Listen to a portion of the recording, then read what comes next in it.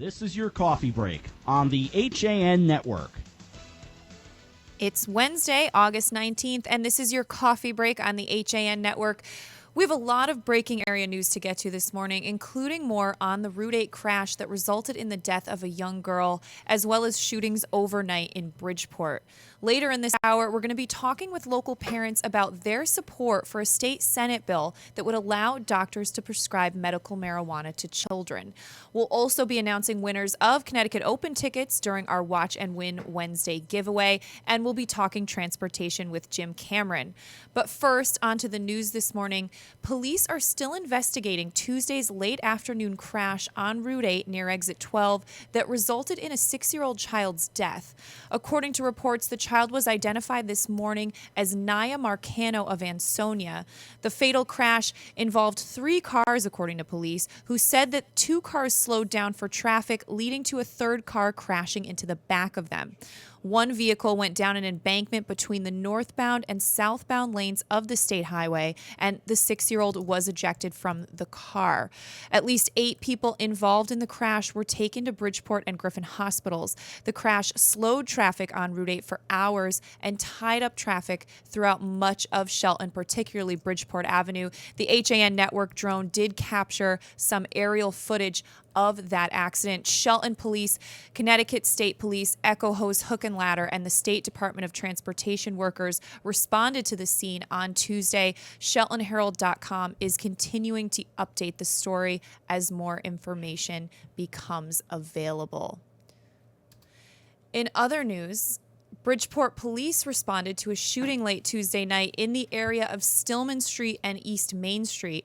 Police received a call regarding shots fired at about 9:18 at night. The victim, a 29-year-old male of Poplar Street, stated that he heard 2 groups of people arguing and then heard shots. The victim suffered a gunshot wound to the right upper chest. The victim was then transported to Bridgeport Hospital by a personal vehicle, and the victim is now in stable condition, police said. A second victim, a 46-year-old male of Noble Avenue, stated he was walking south on East Main Street towards Stillman Street when he saw some kids running and then heard a couple of shots. He received a minor graze wound to the back of the left shoulder blade area. The second victim was transported to Bridgeport Hospital by a responding ambulance. Multiple units are searching for the responsible parties, and anyone with information regarding the incident should contact the Bridgeport Detective Bureau at 203-581-5201. A Bridgeport man that police say was a counterfeit kingpin was arrested for forgery in the 1st degree, larceny in the 6th degree, and failure to appear in court on Monday. Trumbull police said 55-year-old Michael Hurst was the leader in a counterfeit money investigation that stemmed all the way back to June 2010. According to a report, Hurst was first spotted by the loss prevention manager at Stop and Shop on Quality Street in Trumbull, where he and an associate used fake $100 bills to purchase about $200 worth of groceries in June 2010. Hurst was recognized from a previous case at Lord & Taylor at the Westfield Trumbull Mall, where counterfeit $100 bills were also used.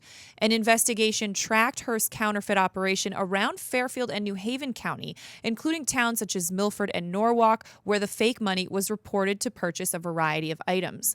The reach of the organization went as far as Southington, police said, and could have extended even further beyond state borders.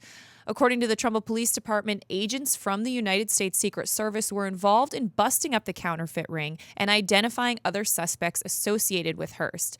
Despite a warrant for his arrest, Hurst was able to evade the criminal justice system until he was picked up in Bridgeport earlier this week on a related crime. He was held on a $50,000 bond and brought to court on Tuesday, August 18th. According to the Associated Press, federal prosecutors say longtime Subway pitchman Jared Fogle has agreed to plead guilty to engaging in sex acts with minors and receiving child pornography. Documents released Wednesday by the U.S. Attorney's Office in Indianapolis said the 37-year-old will plead guilty to 1 count of travel to engage in illicit sexual conduct with a minor and 1 count of distribution and receipt of child pornography. The agreement filed by prosecutors ahead of an expected court appearance insurance by Fogel says he agrees to pay $1.4 million in restitution to 14 minor victims, each receiving $100,000. He will also register as a sex offender and undergo treatment for sexual disorders. It says the government will not recommend a sentence of more than 12 and a half years in prison, while Fogel will not ask for a sentence of less than 5 years. Fogel's attorney, Ron Elberger, says that he had no comment at this time. Subway, which has its headquarters in Milford, took to social media Tuesday night saying, quote, "We no longer have a relationship with Jared and have no further comment." In Stratford, firefighters were called Tuesday to put out a fire on a porch at a Barnum Avenue apartment. Firefighters responded at about 12:54 p.m. Tuesday after calls were received about smoke and fire emanating from a second-story rear porch serving as an apartment. The calls came from two businesses at 1720 Barnum Avenue and the Old Stratford Ale House at 1722 Barnum Ave. Firefighters saw smoke coming from the second-story rear of the structure and had to evacuate nearby businesses. They also searched the apartment for incapacitated occupants. Firefighters had the fire under control in about 15 minutes and remained on the scene to ventilate the porch area and check for hot spots. No one was injured. The fire marshal's office in Stratford is investigating, but the fire is not believed to be suspicious. Well, I'm going to throw it over to Josh Fisher for a look at today's weather. Josh. Thanks, Kate. Today, it's partly sunny. Not going to be as hot today as it is, and that's why I'm a little confused right now. 'Cause I've kind of gotten used to that 90-degree heat and wearing shorts to work. Partly sunny today. High of 86, low of 70 tonight. Some isolated showers are possible again today with thunderstorms this afternoon. Some of those thunderstorms could produce heavy rainfall this afternoon. Expect the highs to be in the mid-80s throughout the region, south winds of 5 to 10 miles per hour. Tonight will be partly cloudy, then mostly cloudy with a slight chance of showers and thunderstorms after midnight. Patchy fog tonight, humid with lows in the upper 60s in some areas. Southeast winds 5 to 10 miles per hour. It'll continue to cool down. Tomorrow's high is 82 with a low of 70. Friday high is 80. Same with Saturday and Sunday. This weekend, remember, the Connecticut Open starts up there in New Haven. I know you have tickets to give away later today for that. High is 79 on Sunday. Great day to head over to the first day, official day of the tournament. Qualifiers start on Friday. Right now, it is 81 in Ridgefield, 81 in Shelton, and along the coast in Stamford, it is 83. Kate? All right. Thanks, Josh. Well, we're going to take a quick break. When we come back, Don Eng's going to give us a look back on this day in history, and we have a lot more area news coming up on your coffee break. When you experience a sports injury, you want to get better and fast. Coastal Ortho Express gives you direct access to orthopedic care quickly. Their physicians are fellowship trained in sports medicine at world-class universities and are also team doctors for area football teams. For specialized personal care of sports injuries, go to Coastal Ortho Express. Open Monday through Saturday in the iPark building, 761 Main Avenue in Norwalk, or coastalorthoexpress.com. Coastal Orthopedics, keeping you on the move. A variety of food trucks. Hands-on activities, live music, a different theme every night, plus top women's tennis. It's the 2015 Connecticut Open presented by United Technologies. Be there as some of the world's best competed at the largest pro tennis event in New England. And catch famous players John McEnroe, James Blake, and more in the men's Legends event presented by PowerShare Series. It all adds up to one legendary week, August 21st through the 29th at the Connecticut Tennis Center in New Haven. Get your tickets at ctopen.org. The long winter is finally astern. Bait is invading the harbors, coves, and inlets. Stripers, fluke, and porgies are on the move. In the streams and lakes, trout, smallmouth, largemouth, and walleye have moved out of hibernation. At the dock shop, it's all systems go. And now in two locations, 51 Tokenique Road, Darien, and their newest location at 609 Riverside Avenue in Westport.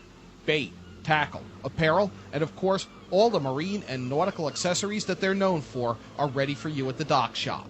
Boater, beach bum, fisherman, or simply love the New England coast, this is a unique place to shop. The Dock Shop, 51 Tokenique Road, Darien, 609 Riverside Avenue, Westport. Visit us at dockshop.com. Healthy, confident smiles begin at Stratford Orthodontics.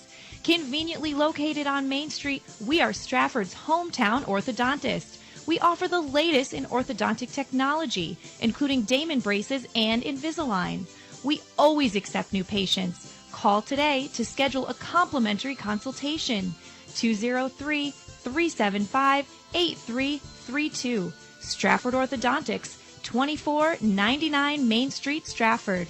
203-375-8332. And online at stratfordsmile.com. Alliance. We are an industry leader in coordinating transportation for large events such as corporate roadshows, conferences, and special events. Our team of experts understands the dynamics and logistics of high-pressure situations and complex arrangements, all within a rapidly changing environment. Since 1999, we have added charter jets, event management, and personal protection to our range of services. Mention this ad for $25 off your next round-trip reservation. Alliance and you. Together, we can achieve the extraordinary. 855-546-6996 or alliancelimo.com. Enjoy an autumn afternoon in the garden at the Garden House at Keeler Tavern Museum, 132 Main Street, Ridgefield, for Sweets and Sips, Sunday, September 20th from 1 to 4 p.m.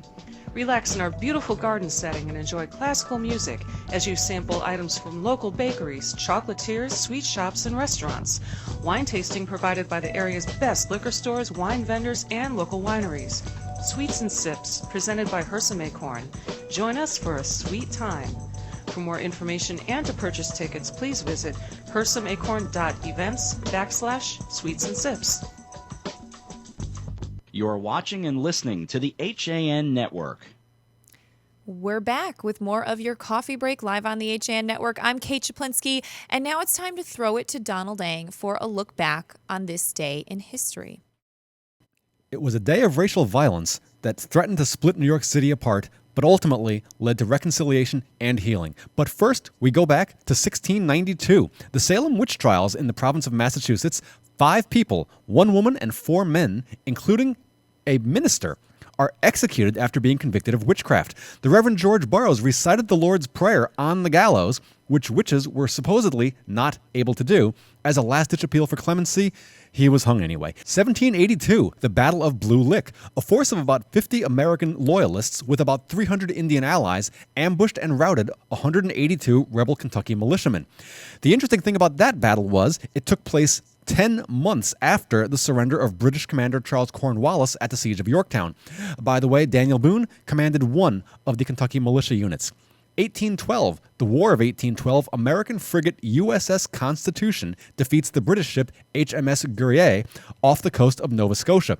During the battle, cannonballs from the British ship's smaller cannons supposedly bounced off the side of Constitution, earning the ship the nickname Old Ironsides. 1917, New York Giants baseball manager John McGraw and Cincinnati Reds manager Christy Mathewson arrested for violating New York law by playing a charity benefit baseball game for the troops in the lead-up to World War I. 1955, closer to home, the flood of 55 in Connecticut. Back-to-back hurricanes Connie and Diane dropped 20 inches of rain on the state. Massive flooding ensued, with floodwaters racing through the Naugatuck and Housatonic valleys at an estimated 50 miles per hour. 90 people died, $500 million in damage. And finally, 1991, Crown Heights, Brooklyn.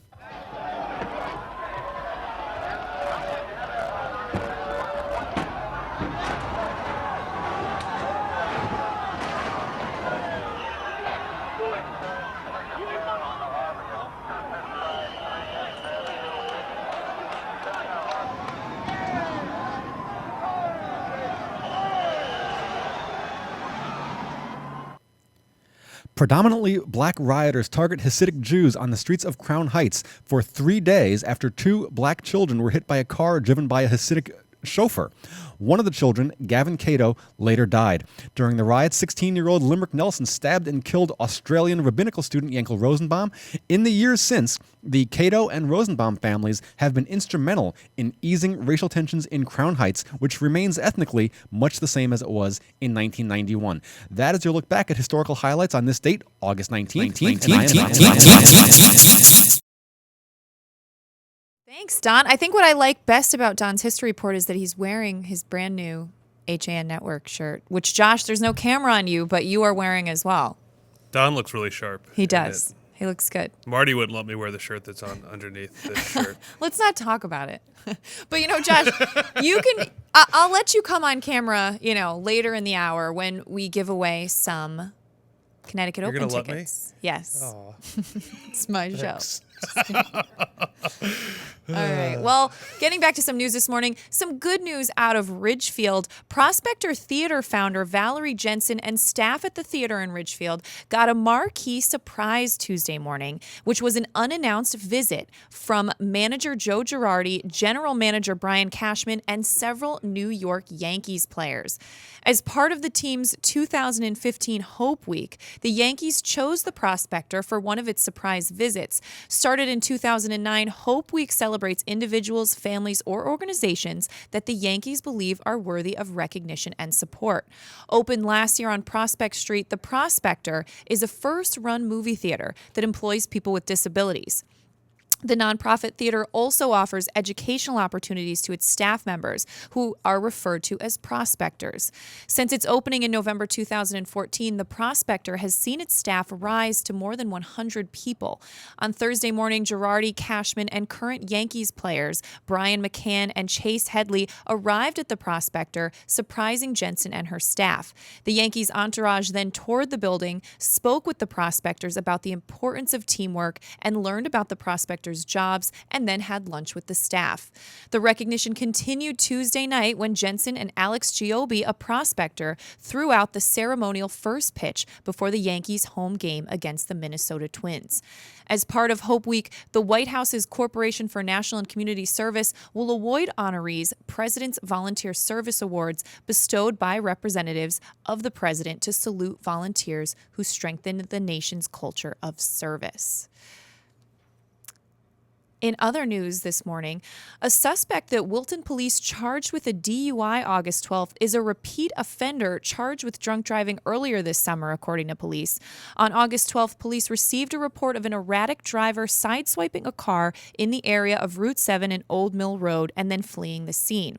Police said the driver who fled was 31-year-old Ryan Kohler of 4 College Street in Norwalk, and he drove his car through town to the area of Heather Lane and Thistle Lane with heavy front-end damage.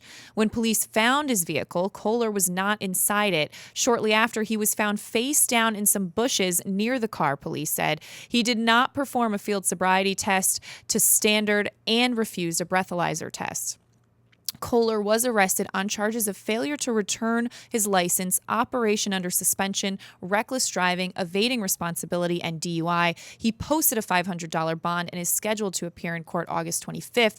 Police, however, confirmed that Ryan Kohler is the same of 16 Massachusetts Avenue in Fairfield, who was arrested by Wilton police on June 28th for DUI on Route 7 near School Street after failing to dim his high beams. According to WFSB, a 3-year-old girl was injured on Tuesday morning after she was run over by a vehicle while her mother unloaded groceries. Stamford police said that at about 10:16 yesterday, a Subaru Outback station wagon was parked in front of a home on Pine Hill Avenue. The 32-year-old female operator, who is the child's mother, got out of the car and was in the process of unloading her 3-year-old and a 20-month-old from the car along with groceries when the Subaru rolled backward. The mother was able to put the vehicle into park and the car stopped. However, it rolled over the 3-year-old girl. The child sustained life-threatening injuries and was taken to Yale New Haven Hospital.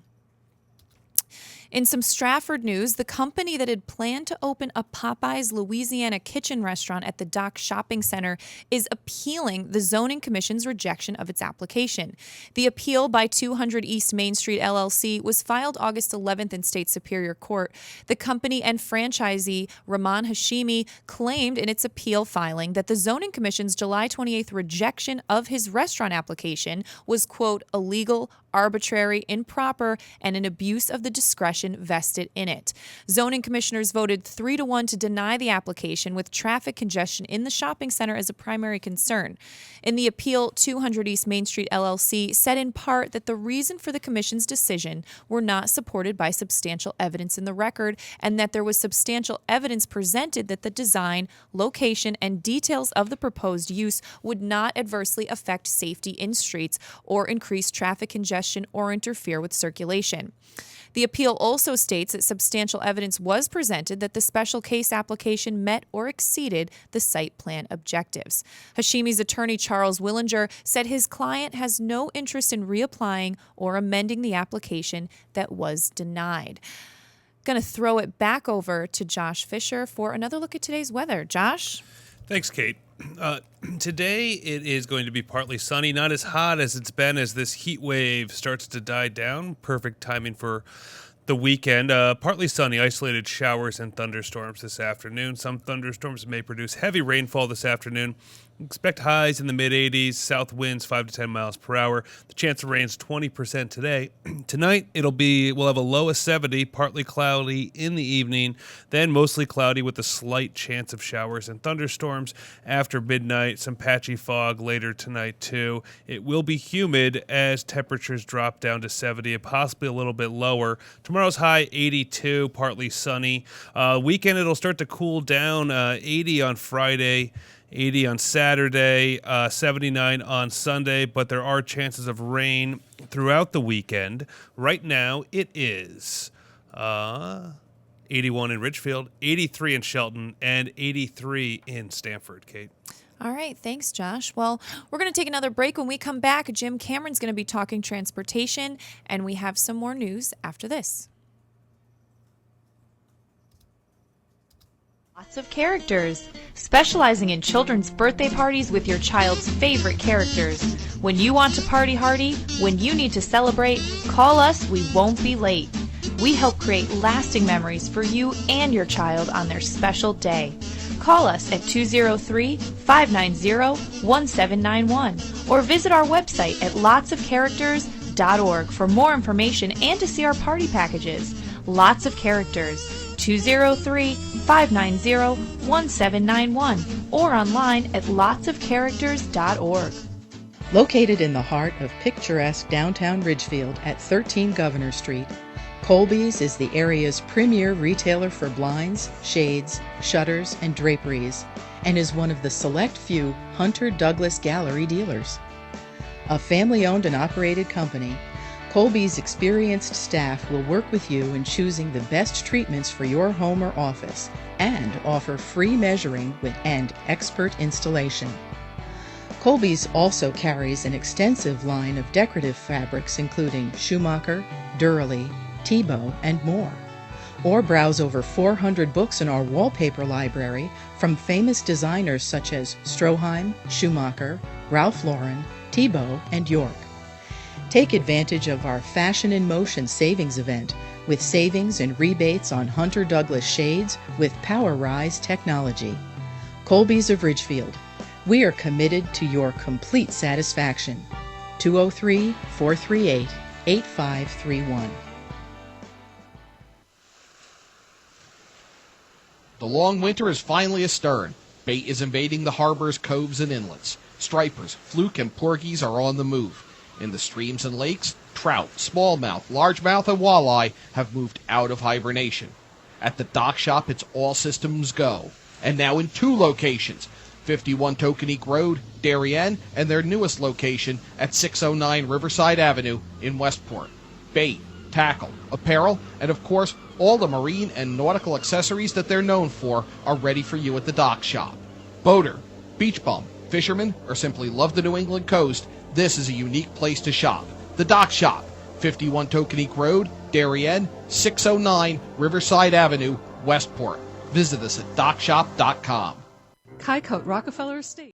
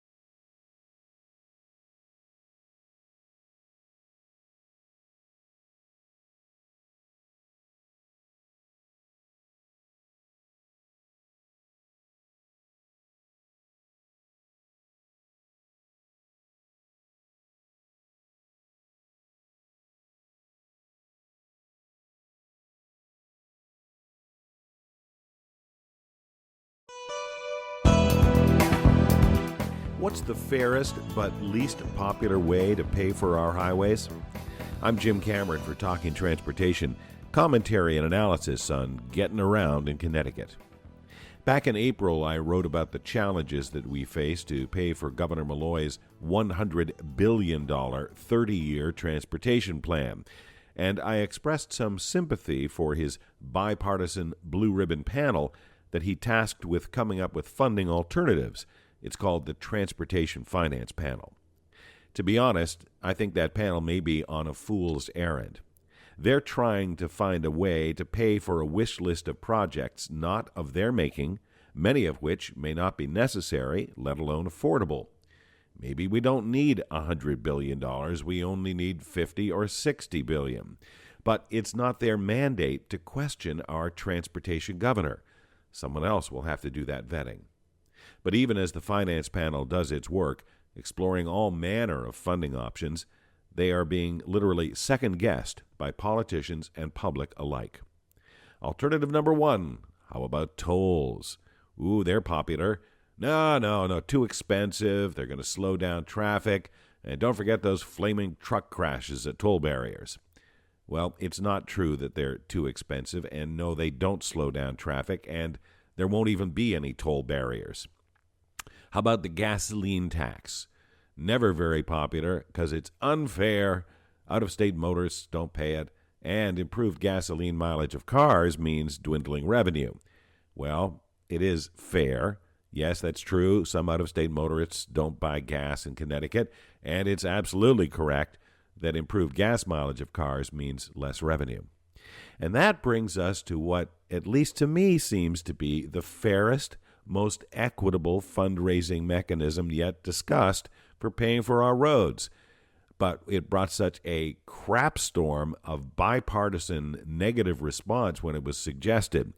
It's called a mileage tax, or a VMT, for Vehicle Miles Traveled Tax. The concept seems pretty simple. Have every motorist pay a tax for the number of miles they drive each year. The data could be collected electronically by GPS or with an odometer check when you get your annual emissions inspection. The more you drive, the more you pay, whether you drive on I-95 or backcountry roads. Mind you, if you take mass transit and you drive less, you won't be paying so much. The VMT idea was discussed at the Finance Panel's July 29th meeting, and the public and political reaction was immediate and universally negative. Senate Majority Leader Bob Duff of Norwalk called it unproven, despite successful trials of VMT in the Netherlands and in Oregon, and VMT's endorsement by the U.S. Government Accountability Office. Republican State Senator Tony Boucher called VMT nonsensical and an invasion of privacy, though testimony proved both of those claims wrong. Face it, folks, nobody likes a tax that they have to pay. Tax the other guy. Tax the trucker, the out-of-state driver, the real estate transferor, but don't tax me. Driving a car is not free. Paying for gasoline is only part of the cost, and even Connecticut's relatively high gas tax comes nowhere near to paying for the upkeep of our roads. Our deteriorating highways are a hidden toll as we pay for car repairs. The Transportation Finance Panel is going to find there is no easy or popular solution to paying for $100 billion of the governor's untested and, I think, unattainable wish list of projects. Whatever they recommend, citizens will scream bloody murder and their lawmakers are going to vote it down. But shame on reactionaries in Hartford for calling the VMT or any funding alternative dead on arrival. Let's at least let the finance panel do its job before saying that they've wasted their time. Jim Cameron for Talking Transportation. Jim Cameron, informative as always. Well, we're going to take another break right now, and when we come back, we have some parents here, and we're going to be talking about medical marijuana use for children and a bill that is in front of the state Senate. So we have that coming up on your coffee break after this. Healthy, confident smiles begin at Stratford Orthodontics. Conveniently located on Main Street, we are Stratford's hometown orthodontist. We offer the latest in orthodontic technology, including Damon braces and Invisalign. We always accept new patients. Call today to schedule a complimentary consultation. 203-375-8332. Stratford Orthodontics, 2499 Main Street, Stratford. 203-375-8332. And online at stratfordsmile.com. Did you know that taking dance lessons is a great date night idea? Arthur Murray Grand Ballroom of Greenwich is a fabulous place to learn to dance and meet new people. Located at 6 Lewis Street, our studio is staffed with professional instructors ready to teach you salsa, waltz, rumba, hustle, tango. There's a dance for every season. And we are rated #1 on the Knot.com. We are the wedding dance specialists. Take advantage of our new student offer, only $49. Call 203-769-1800. Visit us online at arthurmurraygreenwich.com. It's grilling season, and Walter Stewart's Market is your local destination for the finest grill-ready certified Angus beef strip steaks, skirt steaks, 100% grass-fed ribeyes, all-natural pork ribs, Arthur Ave-style kebabs, fresh-cut veggies, delicious grab-and-go salads, chilled rosé wine, and ice-cold craft brews right next door. Walter Stewart's, your fresh local market. 229 Elm Street, New Canaan, and shop online for groceries and wine delivered to your door at stewartsmarket.com. A variety of food trucks, hands-on activities, live music, plus top superstars of women's tennis and the Men's Legends event. The 2015 Connecticut Open presented by United Technologies, August 21st through the 29th. Get your tickets today at ctopen.org. Enjoy an autumn afternoon in the garden at the Garden House at Keeler Tavern Museum, 132 Main Street, Ridgefield, for Sweets and Sips, Sunday, September 20th from 1 to 4 p.m. Relax in our beautiful garden setting and enjoy classical music as you sample items from local bakeries, chocolatiers, sweet shops, and restaurants. Wine tasting provided by the area's best liquor stores, wine vendors, and local wineries. Sweets and Sips, presented by Hersom Acorn. Join us for a sweet time. For more information and to purchase tickets, please visit hersomacorn.events/sweets and sips. You're watching and listening to the HAN Network. And we're back with more of your coffee break live on the HAN Network. I'm Kate Czaplinski, and I'm joined now by moms Dana Wright and Joy O'Meara and little Ella. Welcome, you guys. Hello. And you guys are here to talk about a very important topic and something that's been a big discussion in Connecticut recently, which is the use of medical marijuana for children and a bill that could make that legal for doctors to prescribe it. Can you talk a little bit, Joy, first, how this became something that you began fighting for? Absolutely. A few years ago, it was brought to my attention through emails, people that knew about my son Jameson and his seizures and our never-ending effort to find a cure. I thought nothing of it. And then about 2 years ago, right after all of this, I started reading stories and I started researching the stories and I started contacting the parents to see if there was truth to all of this. And little by little, I started finding out that these children all across the country were being cured by cannabis, the oil form, not smoking, which people don't always understand. So I started talking to other parents most recently to try and form an alliance for Connecticut, see if there's more families out there that need this. And there's a lot of us need it, a lot of us want it, and most people are for this bill to be passed. And tell us, I know we have some photos of Jameson. He's absolutely adorable. Can you tell us about his medical condition and why something like this would be helpful? Yeah, Jameson was born typical and healthy. Around 18 months old, he had his very first seizure. About a week later, he had another seizure. And about a month later, he was having seizures every day. We took him to some of the best hospitals in the country, Columbia, Children's in Boston. We go to Yale. We also went to CCMC. And we've tried about 14 different rounds of medications. Sometimes the medications work fabulous. Other times there's horrible side effects to them. But we don't have seizure control. So he's 6 now. He is severely delayed. Since this all happened, he did get his speech back, but he doesn't communicate. He wears a helmet for the seizures and his behaviors. He struggles every day. The seizures set him back at any given moment. The big ones, you hold your breath. Right. And when you spoke to Steve Coulter at the Trumbull Times recently, you said, medical marijuana gives you hope. Is that right? I mean, can you explain that and why? Just because, and is it because of the other parents you've talked to that have been able to do that? When you have a child with a severe illness, you're constantly searching and praying, and you live with hope. And then now we have it. We have real hope for a cure, for our children to have a shot just like everyone else's, to be healthy, to thrive. And not just live, but live with a quality of life. And that's really all we want. Yeah. And Dana, can you tell us what brings you and Ella here? How did you guys get involved in this push for medical marijuana use? It's very similar to, I was listening to Joy's story, and it was very similar to mine. I used to be skeptical about having that option until I had friends who moved away to Colorado to where it was legal. And they would send back videos of their daughter before they tried the treatment and after, and it was amazing the difference. She was able to play outside where before she was kept inside and away from the sun.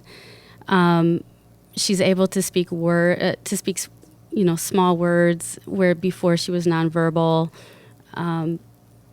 So the more information that came in, the more I was starting to really buy into it and believe it. And the more that I see, I'm convinced that it's gonna work for the majority of the kids that could use it.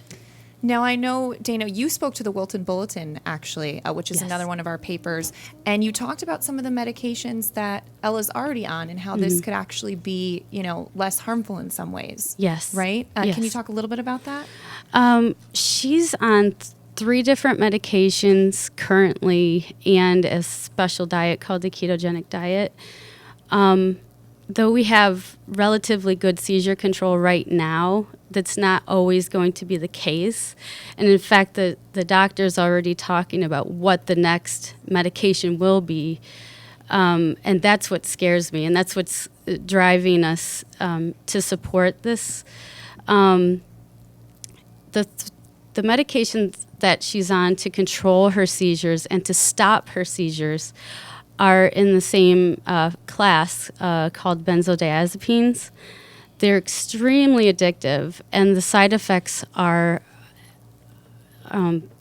they range from cognitive delay to actually affecting the liver and kidneys and pancreas. And we haven't seen that in children that use medical marijuana to control their seizures. Right.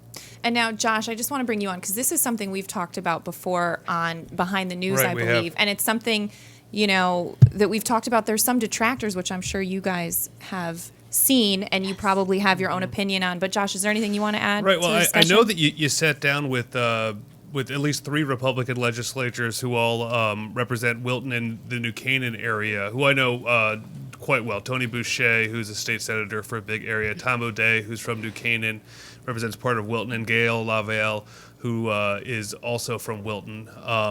As I'm sure, Tony Boucher has been a long opponent of any sort of marijuana, and I think is trapped somewhere in the 50s with, talking about it being a gateway drug and all these sorts of things. Yeah.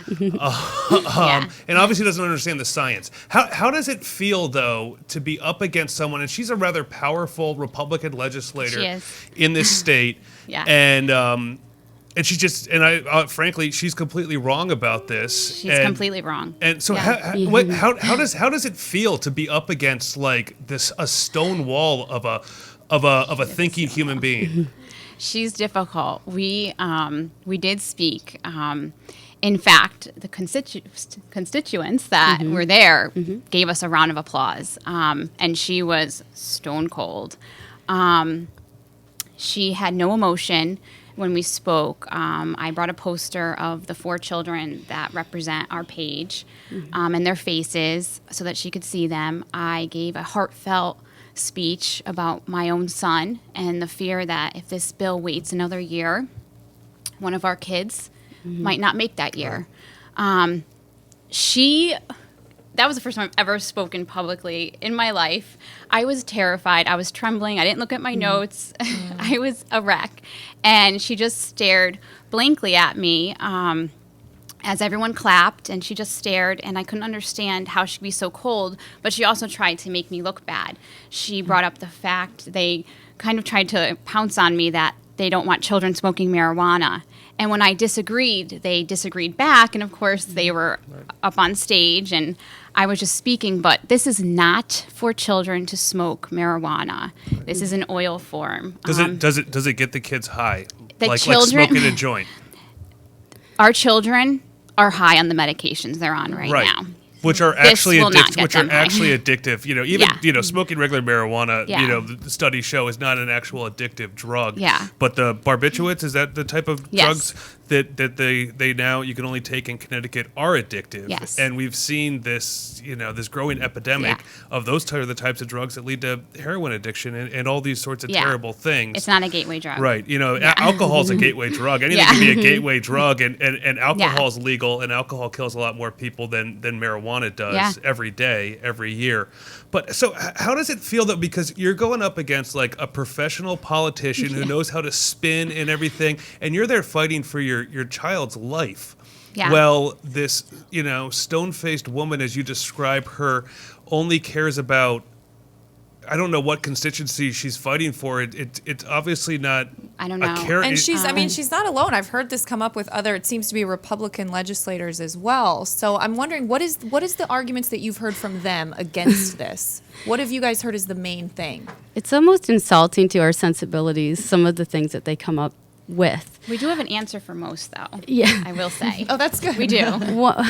Give us some examples. Yeah. One is we're opening up the possibility for kids to take this to school and sell it to other children. Now, if my son could communicate to other children to be selling drugs, I don't think I'd be having this conversation right now. No, and I mean, can't honestly, even communicate, so. Honestly, what I have to take to Ella's school to stop seizures is far more harmful than any case of marijuana use I've heard of. It's not. It's an oil. It's just like another medication that she's using her ability to fight us. We are against drugs. Right. We are completely against drug use. This is a different topic. So when she fights drugs, we are with her on it. Mm-hmm. That's fair. But this This is really, I mean, technically it's a natural, like, It's a plant. it's a plant. It's an herbal, way. And there's a lot of different herbal oils that, you can buy on the countertop. You can't buy marijuana, for whatever, for several reasons, none of which, makes sense. But the state has decriminalized marijuana. So you're allowed to have up to, almost an ounce of pot on you and you get a ticket. But your child who's suffering from seizures and you're fighting for his life, you can't get this non-mind altering drug. You're forced to take a mind altering drug that is addictive. Yeah. I don't know how you do it and how you continue to, like, what do you have hope? Because I know we live with hope. I know that Senator Boucher helped block this from actually even getting to the floor as a vote, which is very undemocratic. I think too. At least let the legislature vote on it. Well, go ahead, please. I was going to say, I belong to a Facebook page that's a political page specific to Wilton. Mm-hmm. And I've shared some of our articles, and I shared about our meeting, the legislators.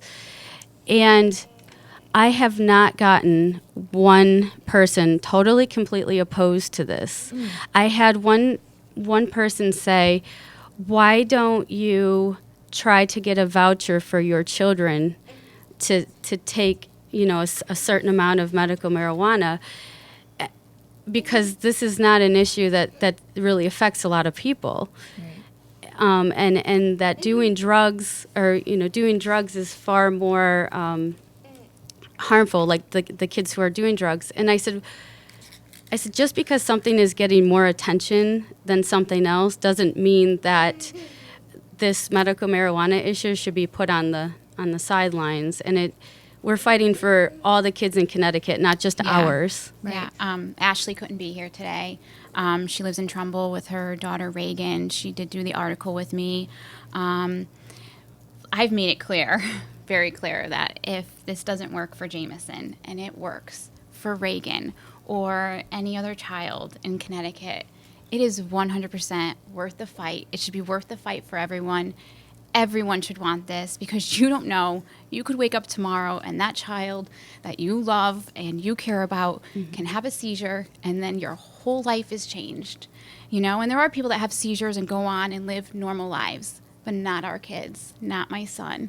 And I would love to see him off all these medications. I mean, I don't even know what the possibilities could be for him, but if he can have a slightly typical life, I think that it's worth it, And have you guys heard from any local politicians who are with you, who support you in this? Or are they kind of hesitant to throw their support behind it? I was told to go ahead and buy it on the streets, that I wouldn't be arrested. Which makes no sense, though, right? It makes no sense, because I wouldn't even know what to do. Right. I don't know what's in the street. I said, do you know that you can't trust an oil form, and we're trying to make it legal so that we can obtain the correct it's regulated form. Right. So sorry to interrupt you, Joy. So in other states where this drug is legal, do you have to get a prescription from a doctor for the there's child? different states have different requirements. So some need both parents and two doctors to sign off on it for the children to obtain it, which for all of us is easy to do. Yeah, of we course. all have tons of doctors our kids see. But you don't buy it at the at the shelf you go to the at dispensary Walgreens. Okay. And you go for lab work with your children, and then they usually start weaning them off of their seizure medication, and they watch closely and see what happens. And I mean, I've talked to so many families, and it's changing their lives. Wow. Yeah. And so you guys have a Facebook page set up now. What is that Facebook page? It's called... Sorry, Ella has your notes. She's so good. Playing with my notes here. It's called Medical Cannabis 4, as in the letter or number 4, Kids in Connecticut. Okay. And so that's where you guys are kind of sharing information. And how many people are now part of that or supporting that? Just under 1,000. That's today. Yeah. If it's not already at 1,000 as we're sitting here. So we kept it. It was quiet for a while. We were a little disappointed with the bill, so we were trying to gain some more momentum recently. And then as soon as we start writing into it, we get more likes, we get more comments, and we receive amazing private emails from other parents. Wow. So it's mostly been positive. Oh, overwhelming positive. It's just the blockheads in Hartford who, right? Everyone I talk to, I'm a waitress at Vazzi's in Monroe, and when my article went out, so many of my customers had no idea what I deal with, and they were blown away, and they were 100%. What do we need to do? What do we need to sign? What can we do to help you? And I said, I don't know. I'll let you know. I'm not sure yet. But everyone was like, I had no idea, and of course this should get passed. And so we do have faith in our governor. I think this should be a top priority. I think it will be when enough people realize that their voice matters, and all children should matter. So, and I think you need to give us parents more power to advocate for something that could work, that isn't in a bottle necessarily. In a pill bottle. I think parents and doctors should decide what medication. And what's really amazing is these are Tony Boucher is against the Common Core thing, and not to get into an education thing, but she says that parents should have the rights to decide how their kids are educated. Shouldn't parents have the rights to decide how their children are cared for medically? Absolutely. Right. Yes. And so now you have to wait until probably next spring before this would ever really, June, the legislature, till the next legislative session ends, because we know in Hartford they never get anything done at the beginning of the session. They wait till the end to pass all their bills. So you have a year-long wait just for a chance of this to happen again. What are you going to do between now and then? We're educating. Every step we get, we're meeting new people. The more it's publicized, the more people understand it. And every person, not government related, wants it, understands it. What can we do? Make a phone call. Call your governor. Put a call in. Use our names if you want to. Say, this is what you need. You know us. You want this. You want it passed. And there have been other states that have done special sessions in emergencies to pass it. Really? It's doable. All right. Well. Because I will tell you, in an emergency situation, nobody knows how to properly care for our children as much as parents like Joy and I do. I mean, there's been times where EMT has said, I want to hire you. Because I've had to take over. You guys become experts at your child's medical, of course. Yeah. So I feel like you should have an MD on you, Joy. Well, Joy and Dana, thank you so much for coming in and talking with us about this. I really hope that people check out the Facebook page and follow this and, keep up with it. Ella, you've been such a good girl. Yeah. Thanks for coming on. All right, guys. Well, we're going to take a break, and we'll be back with more Coffee Break after this.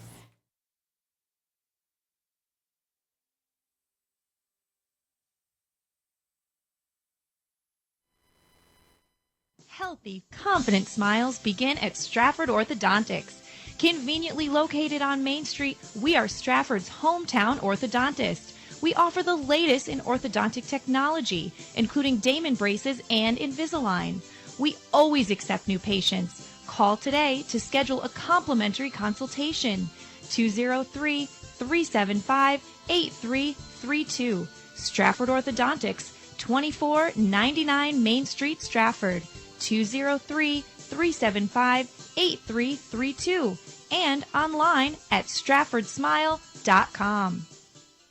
Did you know that taking dance lessons is a great date night idea? Arthur Murray Grand Ballroom of Greenwich is a fabulous place to learn to dance and meet new people. Located at 6 Lewis Street, our studio is staffed with professional instructors ready to teach you salsa, waltz, rumba, hustle, tango. There's a dance for every season. And we are rated #1 on the Knot.com. We are the wedding dance specialists. Take advantage of our new student offer, only $49. Call 203-769-1800. Visit us online at arthurmurraygreenwich.com. It's grilling season, and Walter Stewart's Market is your local destination for the finest grill-ready certified Angus beef strip steaks, skirt steaks, 100% grass-fed ribeyes, all-natural pork ribs, Arthur Ave-style kebabs, fresh-cut veggies, delicious grab-and-go salads, chilled rosé wine, and ice-cold craft brews right next door. Walter Stewart's, your fresh local market. 229 Elm Street, New Canaan, and shop online for groceries and wine delivered to your door at stewartsmarket.com. A variety of food trucks, hands-on activities, live music, plus top superstars of women's tennis and the Men's Legends event. The 2015 Connecticut Open presented by United Technologies, August 21st through the 29th. Get your tickets today at ctopen.org. Enjoy an autumn afternoon in the garden at the Garden House at Keeler Tavern Museum, 132 Main Street, Ridgefield, for Sweets and Sips, Sunday, September 20th from 1 to 4 p.m. Relax in our beautiful garden setting and enjoy classical music as you sample items from local bakeries, chocolatiers, sweet shops, and restaurants. Wine tasting provided by the area's best liquor stores, wine vendors, and local wineries. Sweets and Sips, presented by Hersom Acorn. Join us for a sweet time. For more information and to purchase tickets, please visit hersomacorn.events/Sweets and Sips. You're watching and listening to the HAN Network.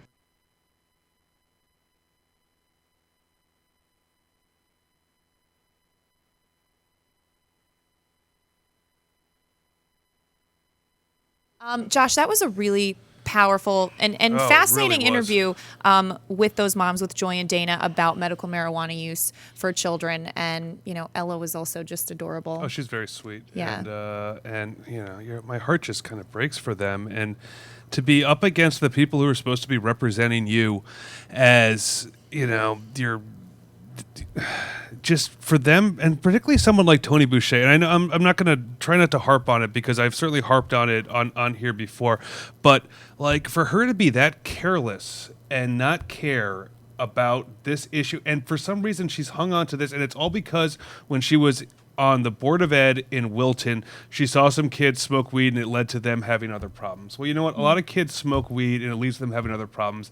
It's not necessarily because they smoked marijuana, though, that they had, you know, there's addiction is addiction. And Right. But also for this to be a non-mind, that she's telling these parents that their kids should actually take mind-altering substances that are addictive over something that is actually an herbal medicinal thing that is not addictive and does not get you high, just goes completely against it and gives her no sense. And I'm actually just kind of really worked up about this, and I think it's just a disgrace that she is. And I voted for her a couple times too in my life. I used to live in her district, and I'm glad that I don't anymore.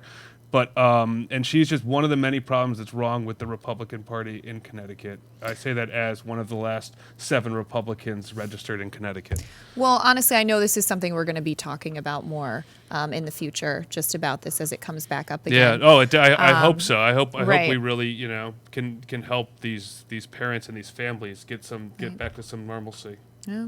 And we're totally going to switch gears now, because it is Wednesday. So that means it's Watch and Win Wednesday. Yay. And what do we have for people to win, Josh? Connecticcut Open tickets. Yeah. Very exciting. You're excited about this. This is something you go to every year. Yeah, oh, definitely. And I'm going to go there at least once and maybe twice. Is Liz going to go with you? Little does she know. Little does she know that I just picked up some tickets for the qualifying round on Saturday. So I might say, hey, you want to go to New Haven and get some pizza? You just have to make a quick stop for 5 hours. But if you've never been to a big tennis tournament before, it's a ton of fun, particularly if you get, so we have day passes and night passes for various ones. They do 2 sessions each day. The day session, the gates open at 11, play starts at noon, and you can actually walk around and see different matches going on. We have boxes on the stadium court. They're really good seats. They're right in the corner in the lower level, so they're Hersom Acorn seats. And it's a great view. I always like going. It's a fun thing to go to, and I'm going to be going there on Wednesday night. If you're there, say hi. And so the night session, they have there'll be a couple matches, and these are some of the top women tennis players in the world. I think they have 16 of the top 30 players. I think half of the top 10 are going to be there, and this is the final tournament before the U.S. Open starts down in Flushing Meadows in next week. So the tournament starts officially on Sunday. There's some qualifying matches that start on Friday and Saturday, but all the big name players start playing on Sunday. So if you win, you can choose. You know, it's first come, first serve as we do it before. We have 4 tickets available for some days. A couple of them, we only have 2 tickets available, but you can let us know. And we have 3 winners to announce today. And we should say the way that they won was we sent out a tweet about Watch and Win Wednesday about these tickets, and they retweeted us, and we randomly selected some winners. So, Josh, who did you choose? our random selection thing that Mario Recupero built this really neat program that randomly selects people who retweet this, and really, want to give a tip of the cap to the digital department.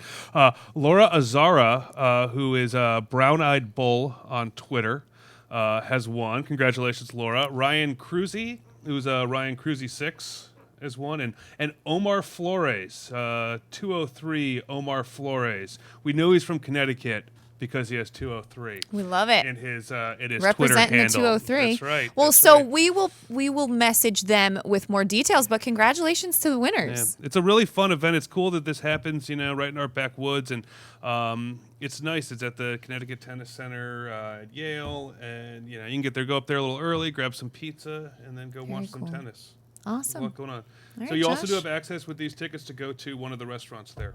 Oh, too. great. So it's all air conditioned and everything. Oh, nice. All right. Well, thanks, Josh, for helping out with our Watch and Win Wednesday this week. I like coming out here on Wednesday and giving things away to I people. know, it's fun. It's really helping my my reputation. It is. It could only go It's up, making though. you seem like, a nice person. Oh, thank you. All right, well, we're going to wrap this Wednesday edition of Coffee Break. Be sure to tune in to Nutmeg Sports at 2 o'clock. Have a great afternoon.